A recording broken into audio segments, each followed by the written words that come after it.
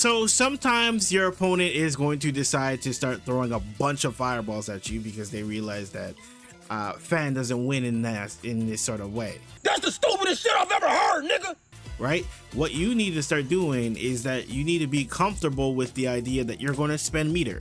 This is a character that is very meter dependent. Why?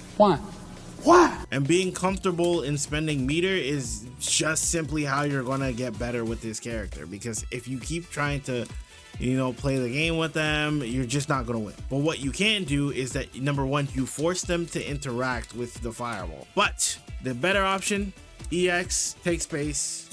We can either pull up on them, throw them, or if you even want to spend a little bit more meter, right, we can also go for a drive rush option as well.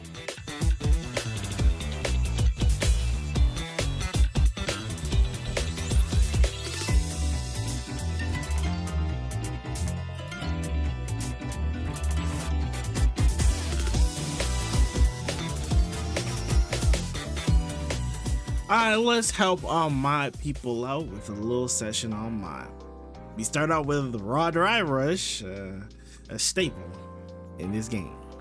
So off of this instance, what I would say is that I want you to be a little bit more aggressive here, okay? Number one, we need to recognize when our opponent has done something overtly unsafe, because the fact that our opponent went for something like this means that we can get like immense value out of this, right? You can even kill meterlessly off of this. Even if, like, say you had to spend some meter behind it, it would still be okay technically. So we just have to make sure that we're ready for something like this, because this is something as easy as a game, very clean, right? Acknowledging the fact that there's something unsafe in your face and you go for a punish here will help you a lot more than it hurts you. Let's just say that. Okay, so while you're in neutral, let's talk about the neutral interactions. Using standing heavy kick, good option. Sure, you want to use it, especially if they're trying to push themselves a little further out away from us. However, what we also want to start doing is using our standing heavy kick into different fan options. Why do we want to do that? Is because essentially it forces your opponent to have to try and interact with it. Sometimes they'll go for sweep, right? Sometimes they'll try jumping, right? Sometimes they'll even try just parry the situation. Now, depending how your opponent reacts to it will change how you respond to it. So a good instance of this where your opponent just immediately goes for parry here, right? He acknowledges the fact that the fireball is there. So once you throw this fireball, instead of going for the jump all the time, right? We throw him. We throw him in between the gap because we know he's going to try and parry it. So if we know he's going to try and parry it, let's take advantage of it. And because her throw honestly has a very deceptive amount of range on it, you can kind of get away with doing throws pretty far away. So if you clicked on this video, I'm sure you need some help. Lord knows I did at some point. But here's the thing, you want your favorite content creators to come and help you. But let's be real, they're charging like $60 per hour. You don't need that. But when I got you good. Over on this channel, I do free coaching sessions on Tuesdays and on Thursdays at 6:30 p.m. EST. So what does that look like? I essentially go over your matches. I give you tools so that you can succeed the next time you open up rank. So once again, join my Discord. Wait till I'm live either on Tuesdays or on Thursdays, 6:30 p.m. EST. Be there or be square. Back to the video. Okay, so you did the right thing here, but the other thing that you need to be ready for is in the case that your opponent decides to do a little bit of a mash here, we need to be ready to confirm it. Because now we've heard him for quite a bit, and now he's a little bit more scared. Right? And if your opponent is afraid, especially of this option, now that you've put this out, you've made his life a lot harder for him. It makes it a lot harder for them to engage with you, for them to even play the game really once you have those fire stocks. So learning and understanding where you can press the standing heavy punch into the EX to get the confirm will be very crucial for you to learn this character. So this instance right here, this area right here where he's low on drive gauge, as you can tell, is one of the areas where now you kind of want to be a little bit more forceful with your meter. Don't be too conservative. This character is going to be one of those characters that you're going to have to spend a little bit more drive gauge on. So when you have your opponent in these cases, what you want to start doing is forcing them, applying pressure to them so that they have to start spending meter. So that either comes in the form of just simply going for this, forcing them to block things, where the more they block the situation, the less drive gauge they have. We want to keep applying pressure to them because the more they block, the less drive gauge they have. And now what you want to start to do is that you want to mix it up between using the EX and using a raw one, completely dependent on how they react to it. What I'm noticing here is that he has a habit of ending his pressure with essentially going into like standing heavy punch or crouching medium punch immediately into fire fist. Now, if you try to mash on the situation, you're gonna keep getting counter hit like so. So instead, what we need to start realizing is the fact that he's going for an option like this and tailor our option towards whatever he's doing, right?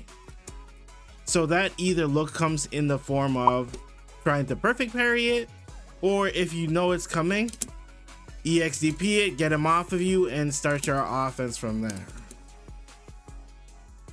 Right? That way he gets off you, and now he actually has to deal with you. Right? You want it to make it a little bit harder for him to deal with your options. So off of this instance here, we were able to get a successful DI here. Off of this instance, you want to get it started, right? Generally, as often as possible, you want to be getting your stocks because your stocks are so powerful, right?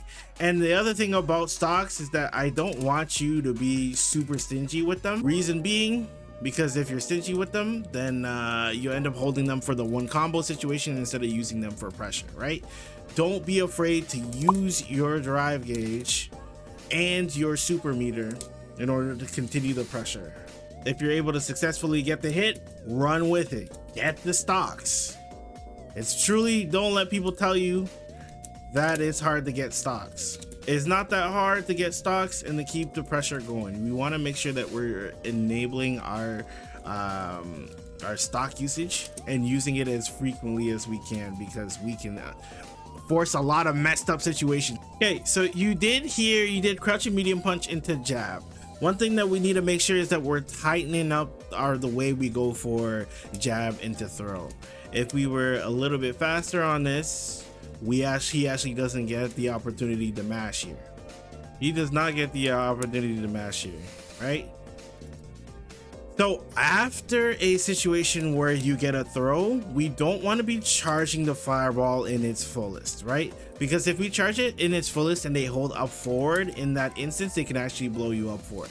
So off of a throw situation, sometimes it's just good to go for an uncharged heavy fireball, just because it'll reach them in time, and if they try to hold up on a situation, it'll definitely make sure you're safe.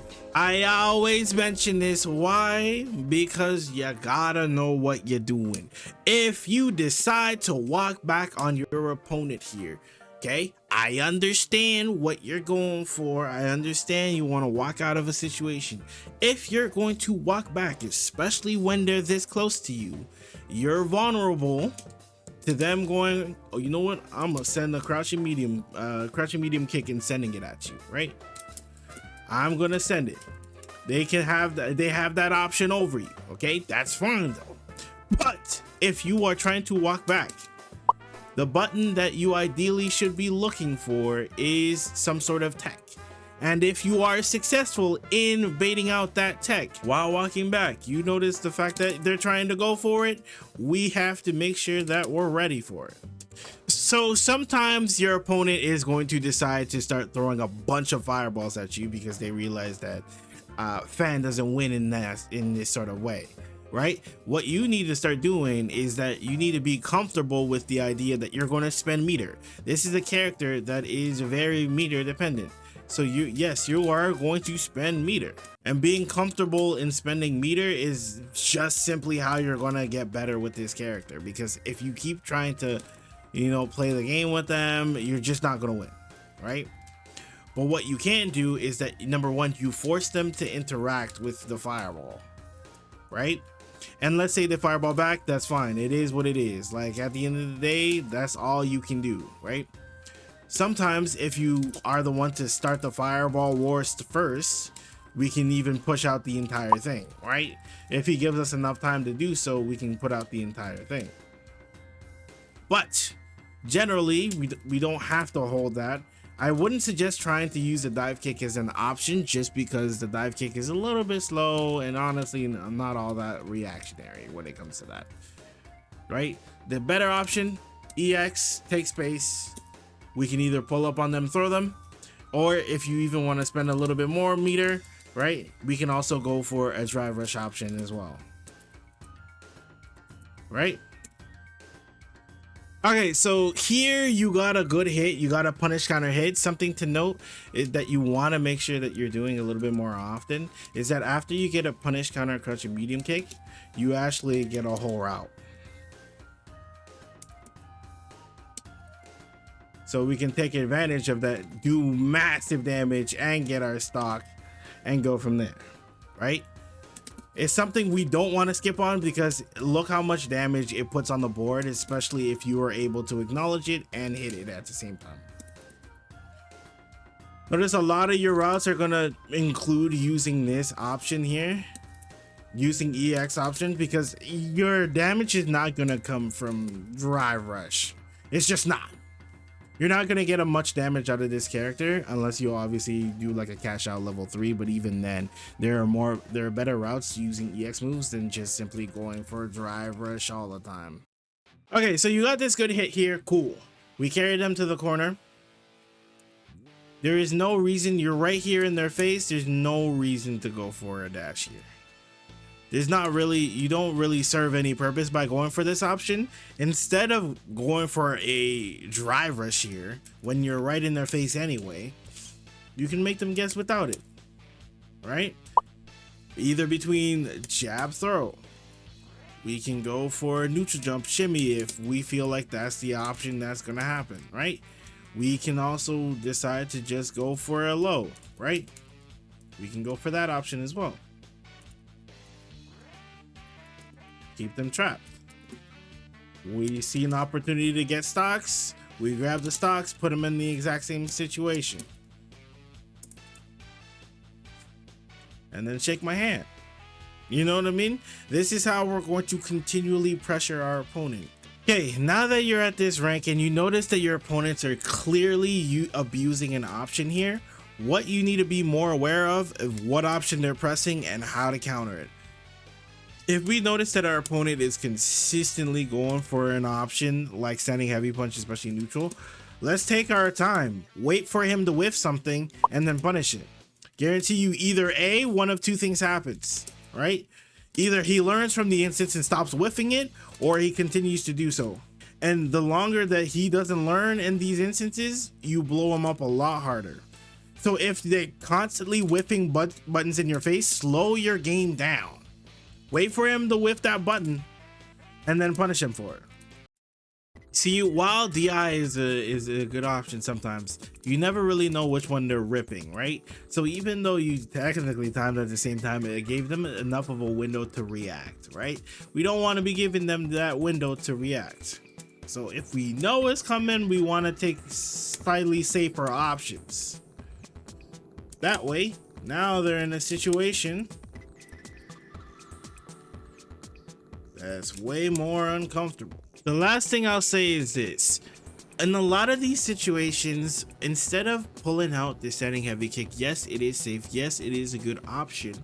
What you need to start doing is using standing heavy punch a lot more. Just because standing heavy punch in a lot more situations can give you a lot more versatility. When you use standing heavy kick, especially in this manner, number one, You don't get any drive rushable options, right? You can't DR, you can't DRC, can't EX, you can't even special cancel, right? You can't do anything. You're after this -3, your turn's over. It's just done. It gives you the option for EX fans. It gives you option to not do anything at all. It gives you the option to special cancel and drive rush cancel all in the same tip. Gives you a lot more value, a lot more bang for your buck, as opposed to committing to this option. Now, sending heavy kick again is not a bad option, especially if you want to get meter, but it won't help you improve just because it's a situation where you're giving up your turn once blocked. But with that said, I hope this helps. Any questions?